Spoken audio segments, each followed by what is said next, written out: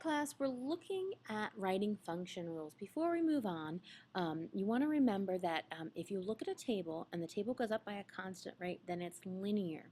And the equation should be in the form y equals mx plus b, where m is the rate of change and b is the y-intercept. If the table doesn't go up by a constant rate, envision the graph. Recall that if you have a parabola shaped, then the equation is going to be quadratic with an x squared, and if you have a v shape, then it's going to be an absolute value.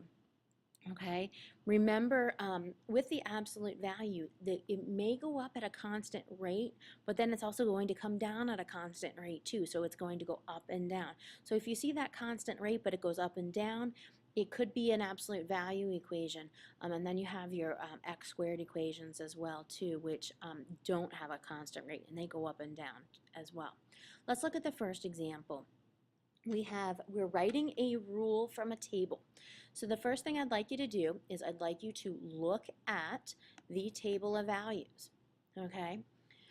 See if there's a constant rate of change. So we're going up here, we're going up 3, right? Sorry, I'm writing on my mouse pad. We're going to go up 3. No, stop that. Give me a pen. Okay, so we're going to go up 3 here. And then notice we go up 5. And then notice we go up 7.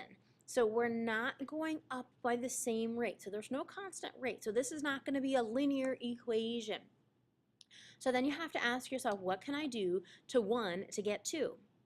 And then 2 to get 5. So you need the same rule to apply to those. So if you multiply each by itself and add 1, in this case, that's what's going to be happening. So you can write y equals x squared plus 1, and that's going to give you your function rule. These function rules are going to take some time to get used to and practice, okay? Let's go on to the quick check. I know we normally don't do quick checks in the video, but let's go on and look at the next 2 quick checks here. Okay, so the first thing I want to look at is I'm going up 1, and then I'm going up another 1, and then I'm going up another 1. I see this constant rate of 1. Now my question is, I'm going to have, I know it's going to be in y equals mx plus b format, and my rate, which is going to be my m value, is 1, but what's that starting value? So I have to think about and imagine what the 0, what's going to be next to the 0, and in this case is going to be negative 5. Excuse me, negative 2. Okay, so my equation becomes y equals x minus 2. If you look at the second table, okay, we are still going up by a constant rate here. We're still going up by 2. Okay, and in this case, if we envision what it's starting at, the 0, it's going to be starting at 2. So we can just write y equals 2x. We're not going to be adding any values here or subtracting like we did in the first example. In my third example here with this function rule, I have x is 1, y is 3, 2, 4, 3, 5, 4, 6. And again, I'm going up by this 1 value each time. And if I imagine going backwards 1, I'm going to get that 0, 2, which is my starting value there.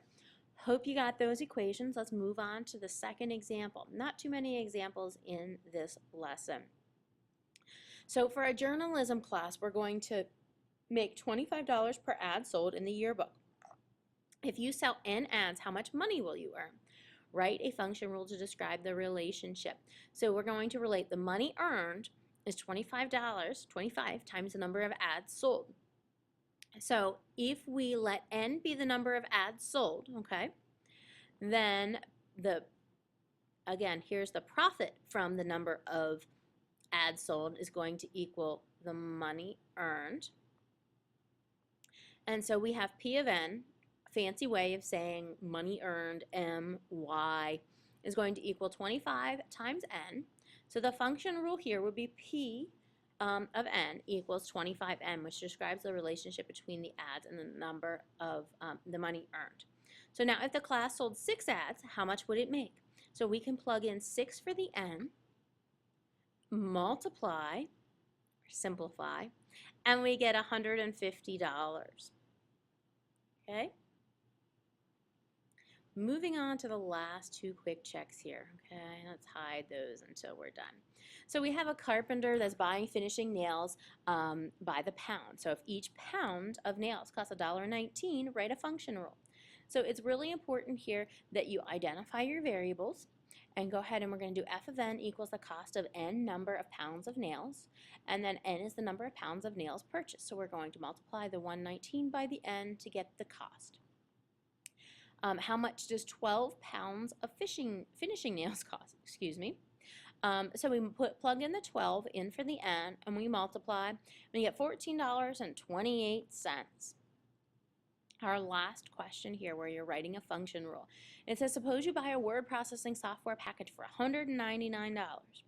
You charge $15 per hour for the word processing. Write a rule to describe your profit as the function of the number of hours you work. So here's our profit is going to equal, I forgot my equal sign there, 15 times the number of hours. But from that profit, we have to take away the $199. So we're not going to make anything for a while. We're going to need to work for a few hours before we pay off that bill, right? So we let H be the number of hours worked and P of H be the profit earned working each hours.